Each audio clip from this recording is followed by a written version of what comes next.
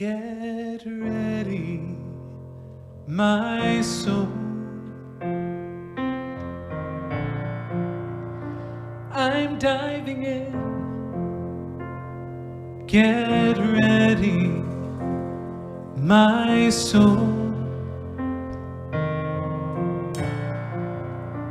I'm diving in to the deepest kind of love, to the sweetest kind of life. Get ready, my soul.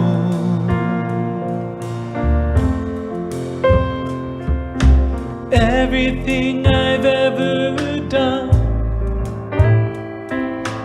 everything I've ever seen, everything I've lost or won,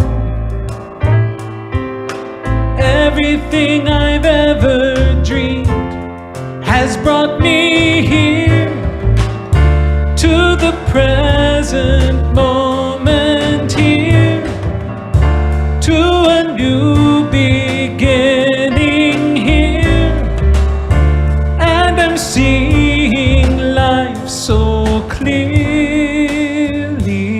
now. Get ready, my soul. I'm diving in. Get ready, my soul. I'm diving in to the deepest kind of love, to the sweetest kind of life. Get ready, my soul.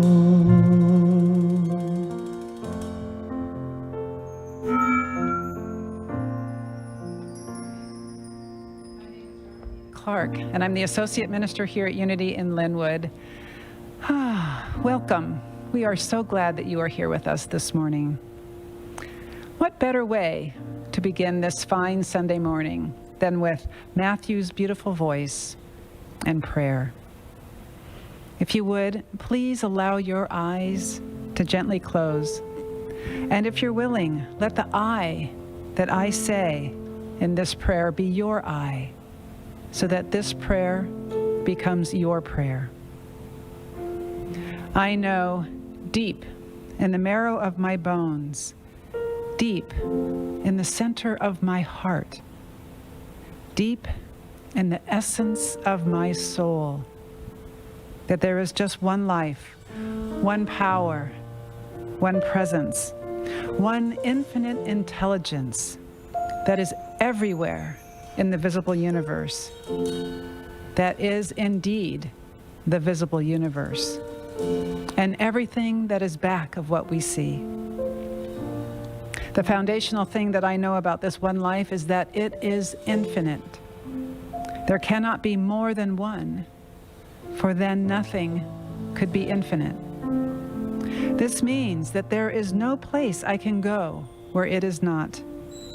If I could travel to the far reaches of the universe, there it would be, and it would be with me all along the journey as well. As deep as I can go within myself, there it is again. I cannot escape it. And so simply, by virtue of being infinite, it is right where I am. It is the breath that enters my lungs. It is that which breathes me. It is my very being. I am made of this thing I call God, because I cannot not be, for there is nothing else. I see order in the workings of the universe, millions upon millions of planets, spinning in perfect balance and harmony in a universe vast beyond imagining. And I know this order and balance and harmony must also exist in me, because I cannot be separate from God. I see a planet that has been designed with breathtaking intelligence and beauty and creative attention down to the smallest details. The delicate veins in a ladybug's wings, the burst of wildflowers in a dry desert stream bed. I know that this same intelligence created me with the same scrupulous attention to detail. And I know that this same beauty and creativity are present within me by virtue of them being present in the one that created me out of itself. I know there is a wisdom that operates in me because I certainly don't know how to beat my heart or make my eyes to see or my ears to hear. Yet there it is. We may be able to repair the mechanisms, but without the breath of life within each one of us, there is no sight, no sound, no rhythmic beating within our chests. And the knowing of all of this brings me to my knees in a profound gratitude and a rush of humility and joy and full-hearted delight. God is expressing as me, as you. And I release these words of power to do what good they will for any and for all who are receptive to the ring of truth within them. And so it is. Here I go, deeper, deeper, deeper than I've ever been before. Here I go, closer, closer, closer to my sacred source. Here I go, deeper, deeper, deeper than I've ever been before. Here I go, closer, closer, closer to my sacred source. Get ready, my soul. I'm diving in. Get ready, my soul. I'm diving in to the deepest kind of love, to the sweetest kind of life.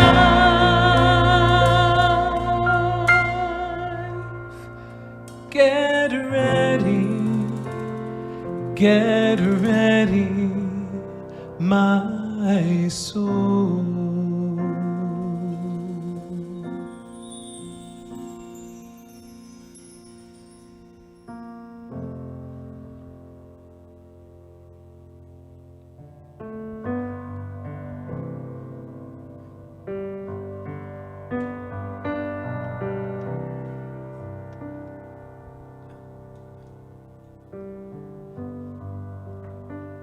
He has a gentle salve for the wounded, a pillow for the weary soul, the only hope for some broken hearts. He is time, and he'll make us whole. We're all healing, healing, healing in the hands of time. We're all healing, healing, healing in the hands of time. He's taking us all on a journey. He knows exactly every inch of this road. And if we could only see farther down it, we would know, as he knows, that we're all here.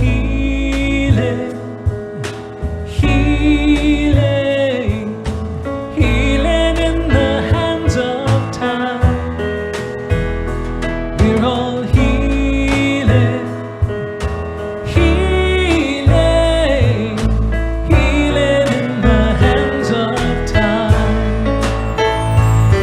If it's much too big today to handle, just hand it all over to Him. Father Time, the master of surprises, will surprise us once again.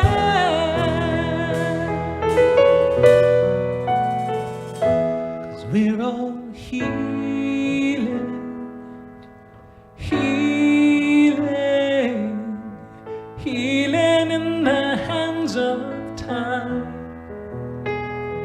We're all healing, healing,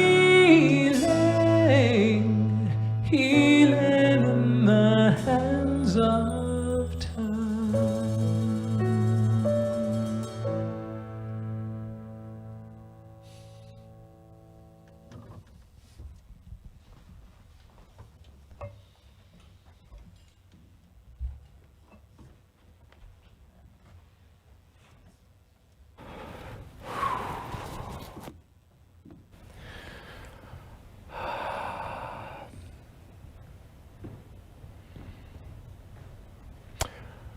Whether you join us from the parking lot, via YouTube, or via Facebook, welcome to Unity in Lynnwood. My name is Dr. Richard Loren Held. Always, it is my great honor to welcome you.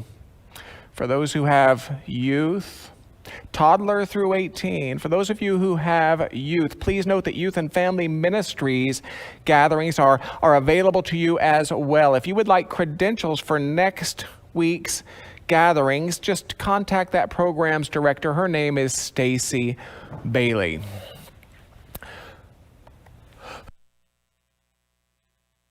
We invite you to avail yourself to the vehicles of support and connection which we have fashioned for you. Of course, visit unityinlynnwood.org, where you can meet your leaders in deeper ways, read recent blogs, enlist prayer support, even download brochures. We invite you to engage with Unity in Lynnwood on the social media platforms of your choice. We invite you to download the Breeze app.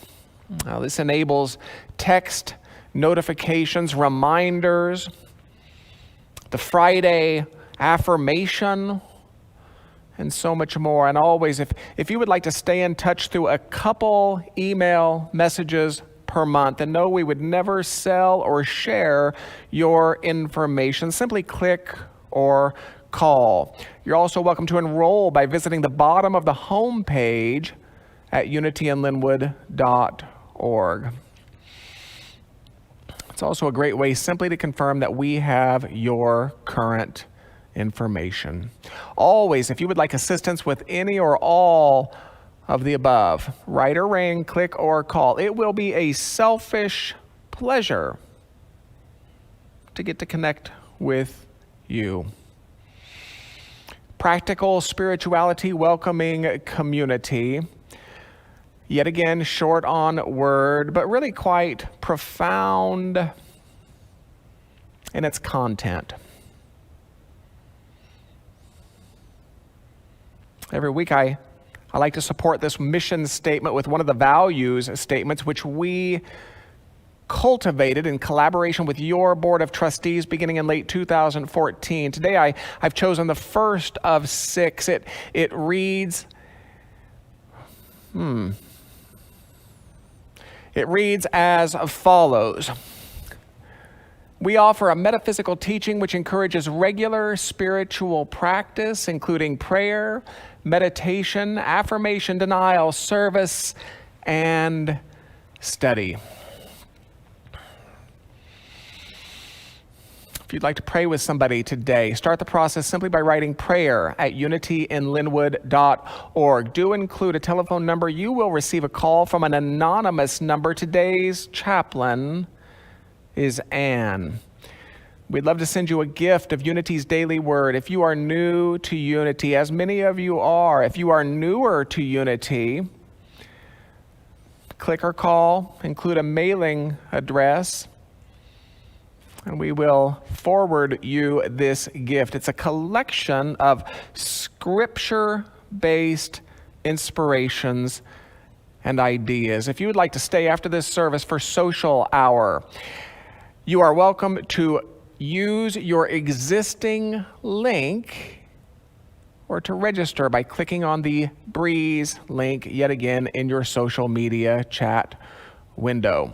Social hour begins upon conclusion of this service. Invocation. You're welcome to allow my words to become your own, or to read along, or to imagine along if you like. It reads as follows: though imaged and named variously, there is a singular and eternal ground of being from which all life emanates and into which all life retreats.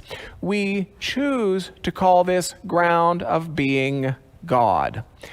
By extension, we come to understand that we are spiritual in nature, human in expression, and limitless in potential. We gather today to remember such truths, to celebrate our unity, and to honor all life.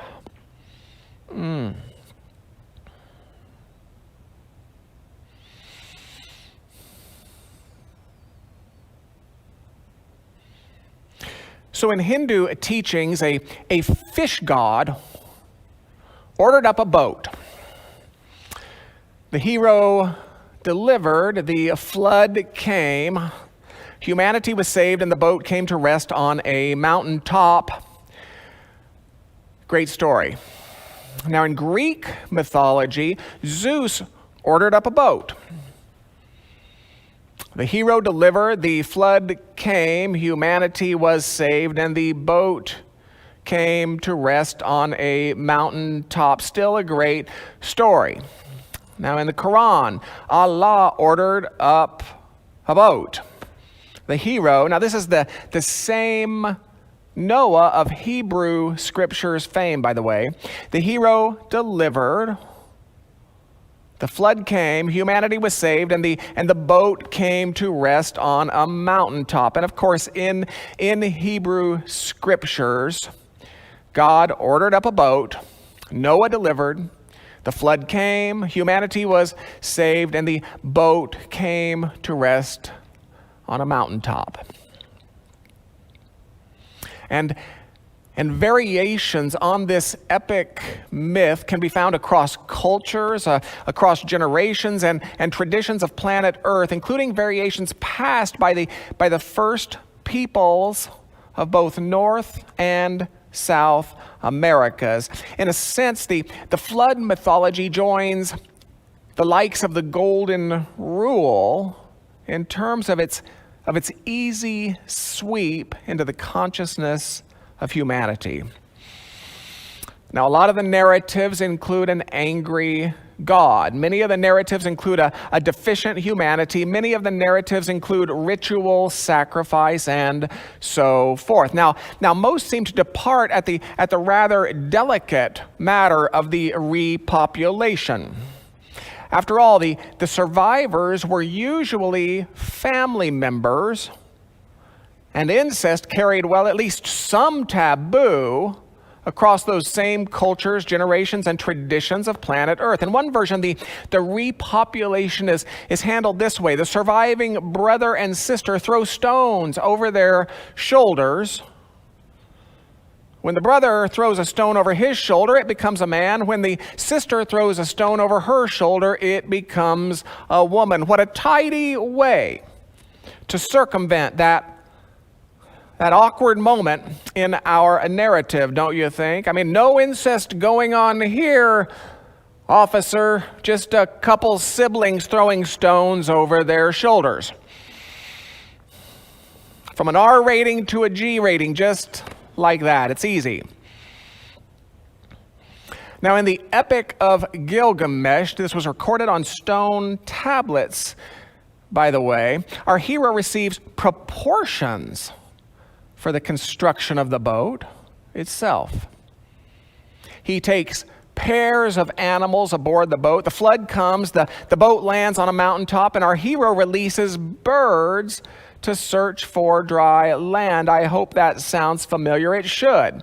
And yet this Epic of Gilgamesh predates our Genesis narrative by some thousands of years. Now, I tell you this to shake loose any lingering remnant of belief that truth can belong only to people of a single tradition, geography, or era. And let me say as well, as I've said so many times before, that one of the most dangerous tendencies among post-Enlightenment folk, and that's you, by the way, one of the most dangerous tendencies among post-Enlightenment folk is to impose our post-Enlightenment mindsets onto pre-Enlightenment narratives. Now, said another way, one of the most dangerous tendencies among post-Enlightenment folk is to seek measurable factuality where none was intended in the first place. More directly, to literalize mythology.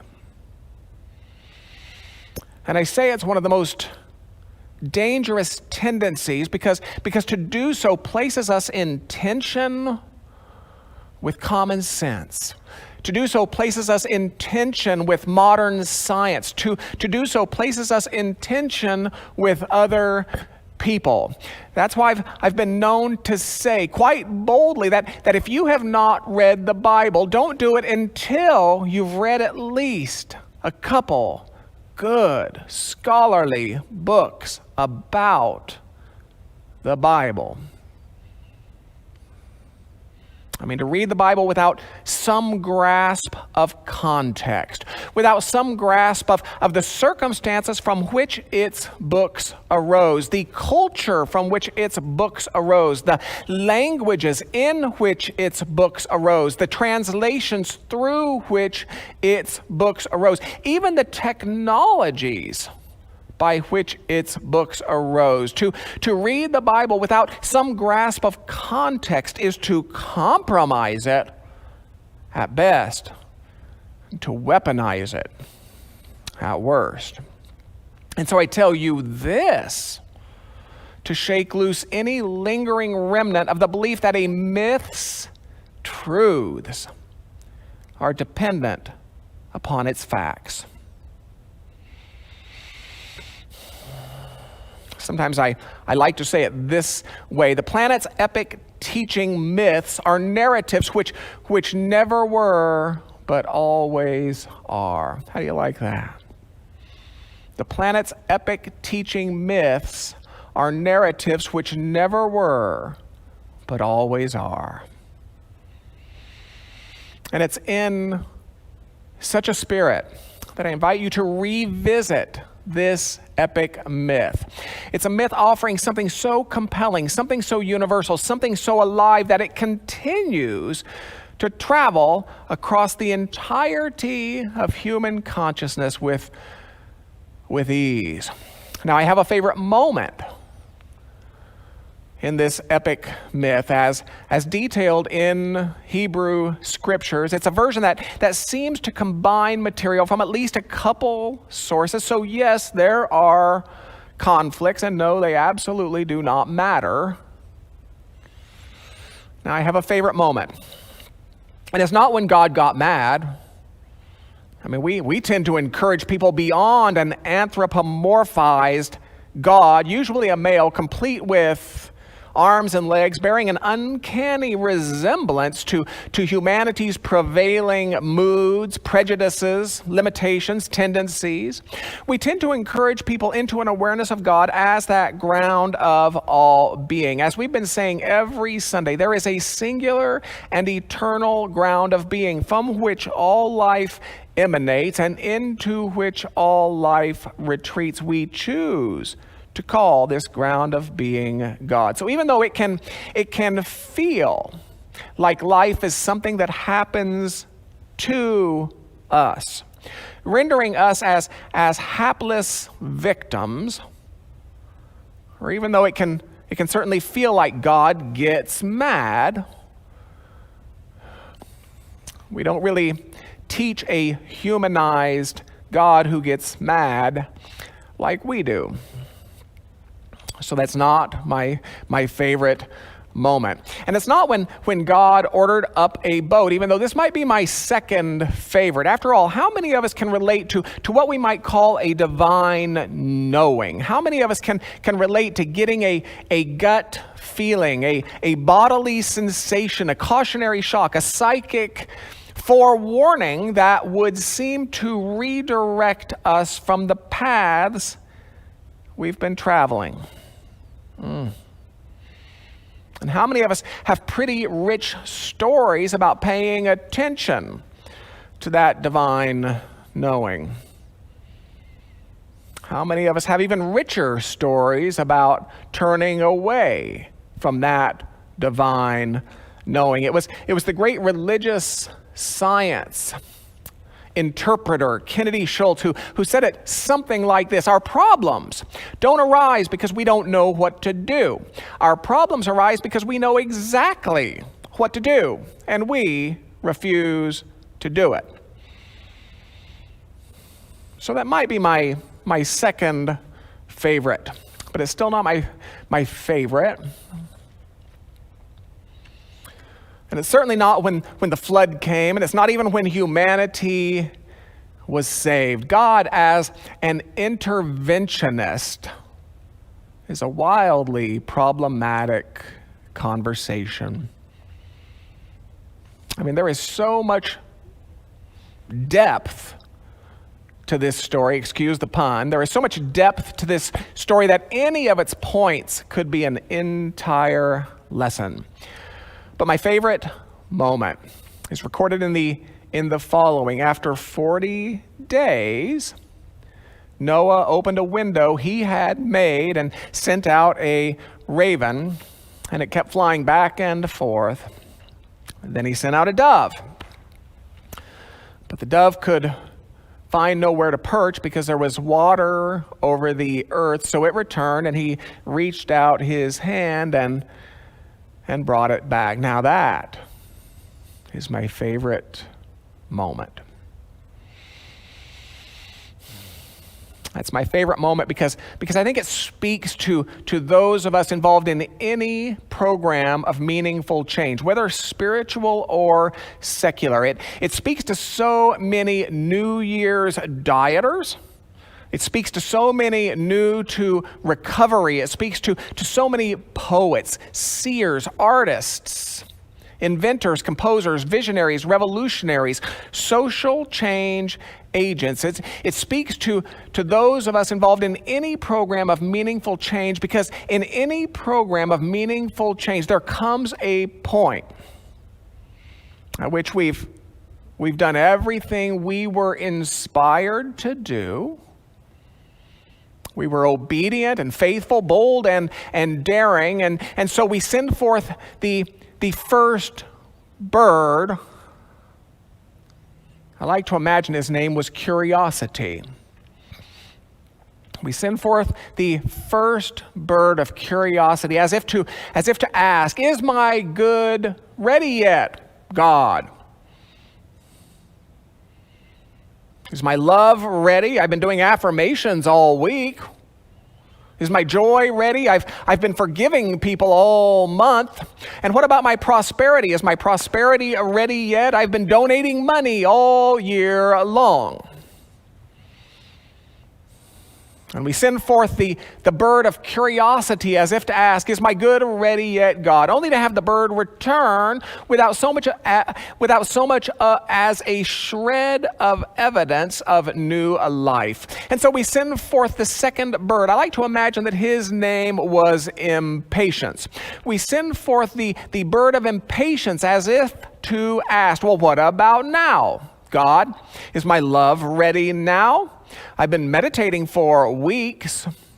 Is my joy ready now? I've been visualizing for months. Is my prosperity ready now? I've been hanging out at the local Mercedes-Benz dealership all year long. I'm no longer allowed on the property. We send forth the bird of impatience as if to ask, what about now, God? Only to have the bird return without so much as a shred of evidence of new life. Here's how it shows up for me. I'm about contributing to an awakening world by supporting an awakening people. I mean, I admit it. That's what I'm about. I want life on the planet to somehow be bettered for the work we do together. I mean, in a most general way, I honestly, I think we can do better. Much like the state of the world in our myth, I think we can do better. I consider the erosion of truth-telling as a value among modern people, and I think we can do better. I consider the cruelties afforded by systems that would keep modern people blissfully blind to the effects of the simplest of daily choices, and I find myself thinking we can do better. I consider the selfishness of individuals for whom integrity of character would seem to be for sale to the highest bidder. And I think we can do better. I consider the injustice of systems which would subtly give favor, sow division, instill mistrust, perpetuate limitation, and I think to myself, we can do better. So yes, I can relate to our Noah, for in my most human of moments, I find myself running to the window with my bird of curiosity as if to say, is my good ready yet, God? How's our honesty coming along today, God? How's our kindness coming along today, God? I find myself running to the window with my bird of impatience as if to say, what about now, God? How's our integrity coming along today? How's our justice coming along today? And so in our seeking for something of a wisdom, let's look to what the hero in our myth did next. I mean, did he complain? It would seem not. Did he doubt? We don't see that. Did he have a tantrum?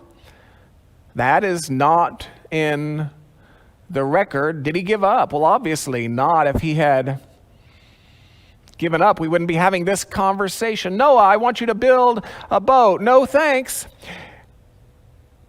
End of story.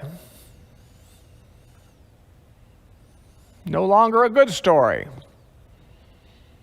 So in our seeking for something of a wisdom, let's look to what he did next. He waited.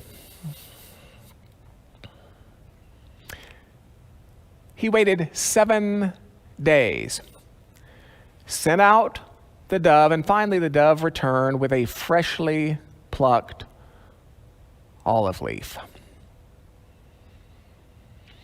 It seems to me that one possible assurance offered by our epic teaching myth is that just because we don't see the dry land, we mustn't assume that it isn't emerging beyond our sight.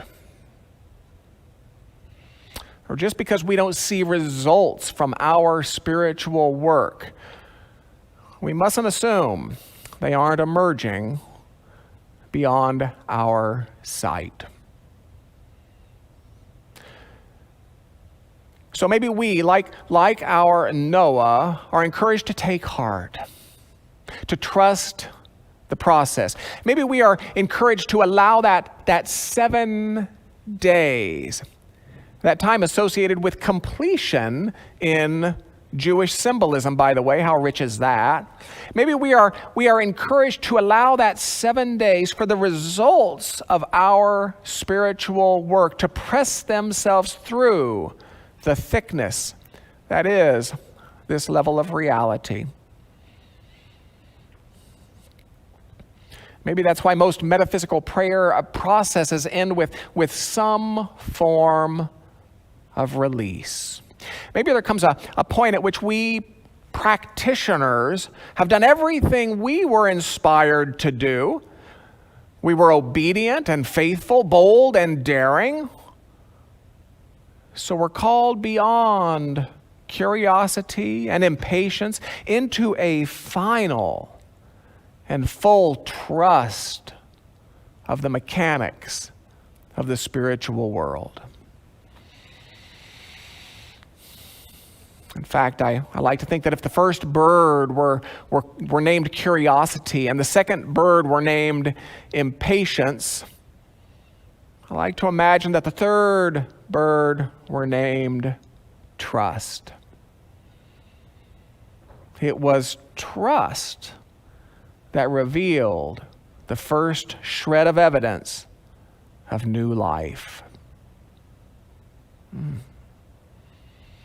How's our honesty coming along today, God? How's our kindness coming along today, God? And I answer by saying, well, I trust they are coming along just fine.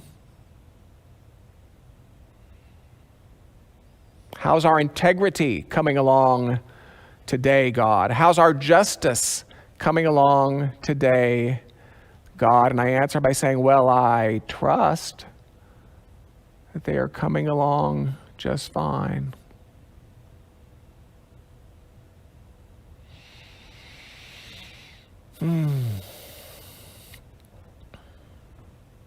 Let's take a deep breath together. And let's enter a time of contemplation, a time of consideration, a time of reflection, a time of meditation. A few minutes just to bask in that realm beyond words.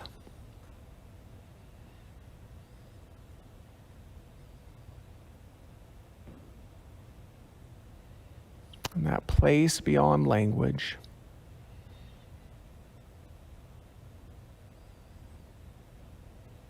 We take a breath. We close our outer eyes.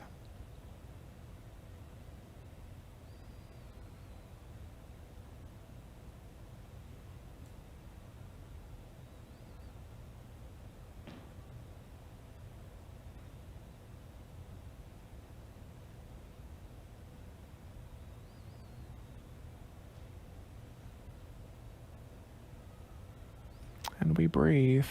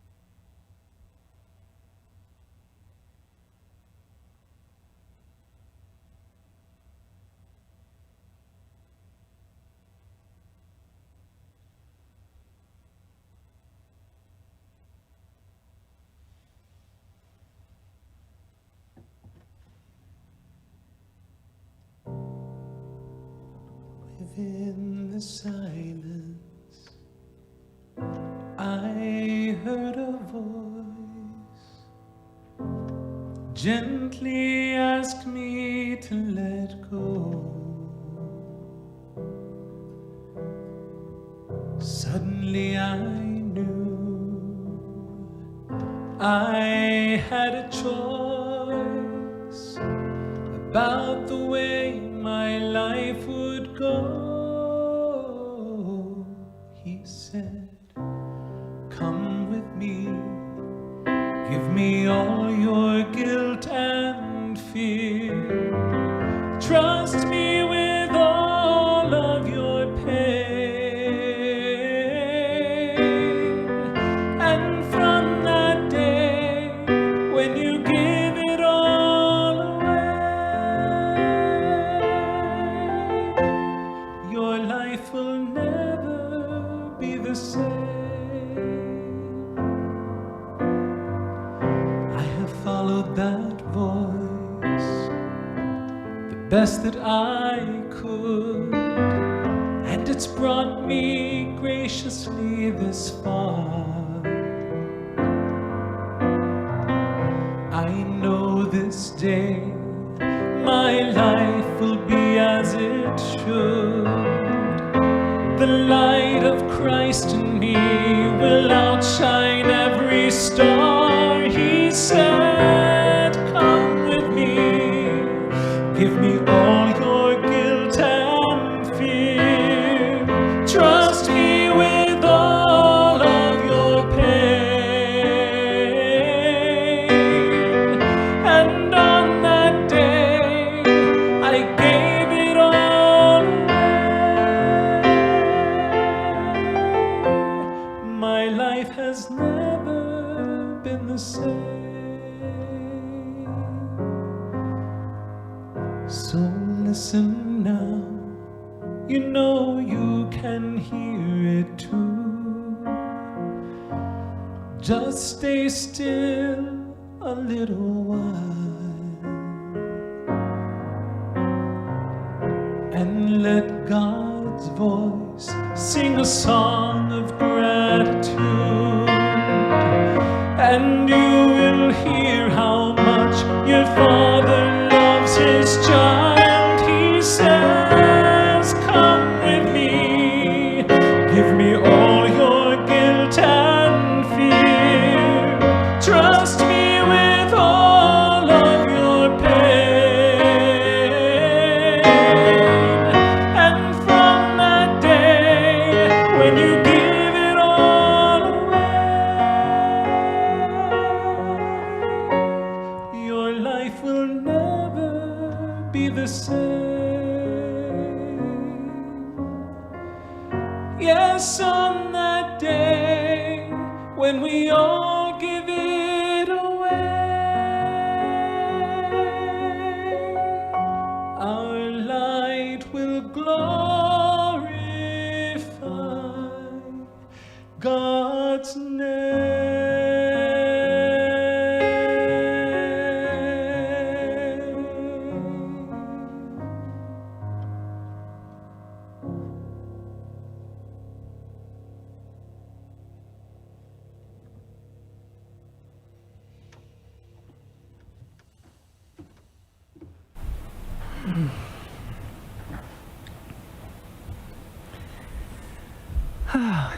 Thank you, Dr. Richard. Thank you, Matthew. Boy, I'm going to listen to that talk again. That was awesome. This part of the service is that which we refer to as offertory, and it's really a time for us to intentionally stand in the flow of substance. It's a time for intentional practice. So let us trust and have faith in our individual and collective good. Trust that all is coming along just fine. And let's bless our tithes together in that consciousness. We are life in abundance, wisdom in abundance, power in abundance, love in abundance. Indeed, all that God is, we are in abundance, richly endowed simply by virtue of our inability to be separate. We only need know it, and know it powerfully, and accept it with our whole selves. And so in this time of virtual community, let us join our hearts and minds together and bless our individual offerings, knowing that we are one. And then, while Matthew unfolds us with his beautiful voice, once again, you will have time to access the text to give or online donation option that will be posted for you in your social media chat box window. So if you would go ahead and take your offering, whether it's paper or intention, and just hold it in your hand, knowing that both are simply symbols of abundance. And know with me, know with your community, that through the sharing of your abundance of love, of wisdom, of life, of plenty itself, you are, and thus we are, a blessing in this world. And so it is. Blessed always, blessed always, for the arms of God surround us. Let our joy be so triumphant that we rest in God and say amen.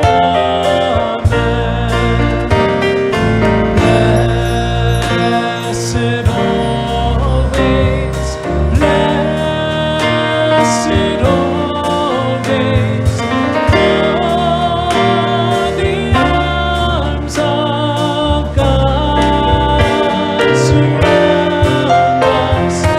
Let our joy be so triumphant that we rest in God and say amen.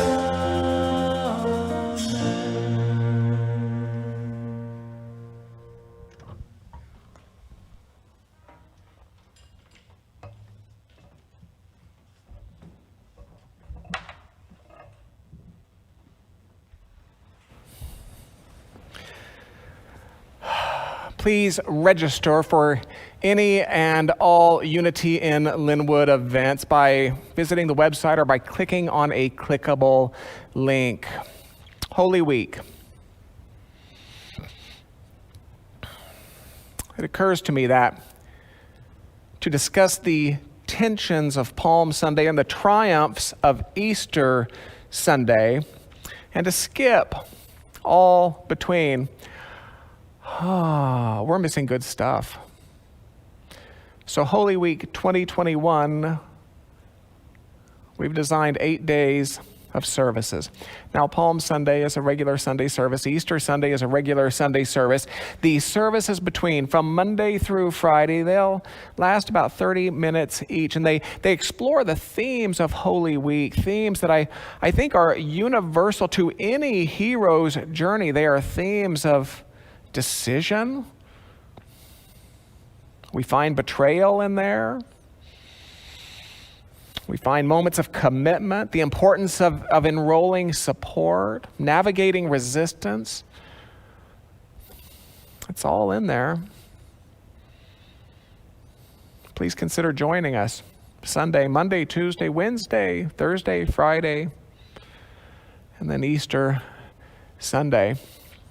If you'd like information about any of our ongoing small groups, please write small groups at unityinlynnwood.org. There are 3 that continue to meet virtually at the present time.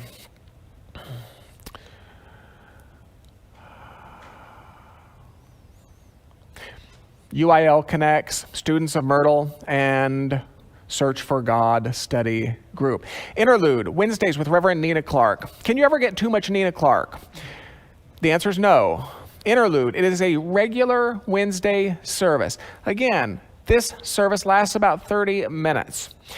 Streamed from Unity in Lynnwood's social media channels beginning at 7 o'clock p.m. Pacific. All are welcome. Is that true, Reverend Nina Clark? All are welcome? That's a silly question. Of course, all are welcome. Starting next week, we have a couple very special guests. Join us next Sunday for one of Unity's leading voices, retired minister, Unity Houston, Reverend Howard Caesar, followed on the first Sunday of March, Dr. Joan Borisenko. They will be with us delivering the message on the Sunday mornings. What a gift. What a way to launch a year of celebration. This, our 40th year as spiritual community. Oh, you are going to hear so much more about that in upcoming weeks. Close your outer eyes, please. Take a deep breath with me. Let's close with with what our more traditional brothers and sisters would certainly call prayer. So would we, but I love to suggest as well, let's close with a moment of intentionality. Let's close with a moment of elevation. Let's close with a moment of higher availability. So many synonyms for this spiritual practice. It was Butterworth who said it this way, our prayer doesn't change God one iota. We pray that we might be changed. We pray that we might become more available to the very sweetest of all that we know God to be. God's not withholding anything from us that we have to get, you understand. So we pray more to realize the richness of that which has been given. That's why I say higher availability. That's why I say intentionality. A time of remembering, perhaps.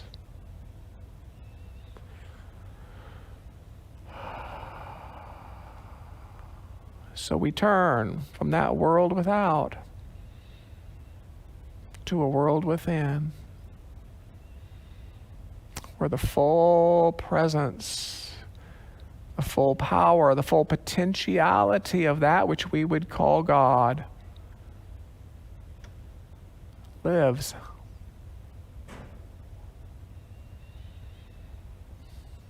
We turn within to acknowledge this and to say thank you, life,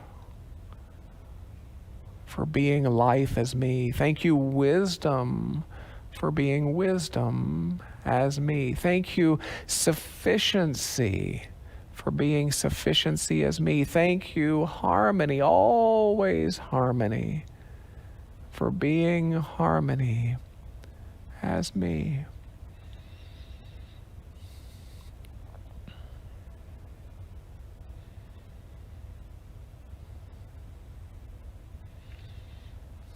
And then for the honor of remembering together, for the honor of elevating together, for the honor of praying together. We close by allowing something of a sense of gratitude to rise, and we close as we always do with these sung words of blessing, with these sung words of farewell. May the long time sun shine upon you. All love surround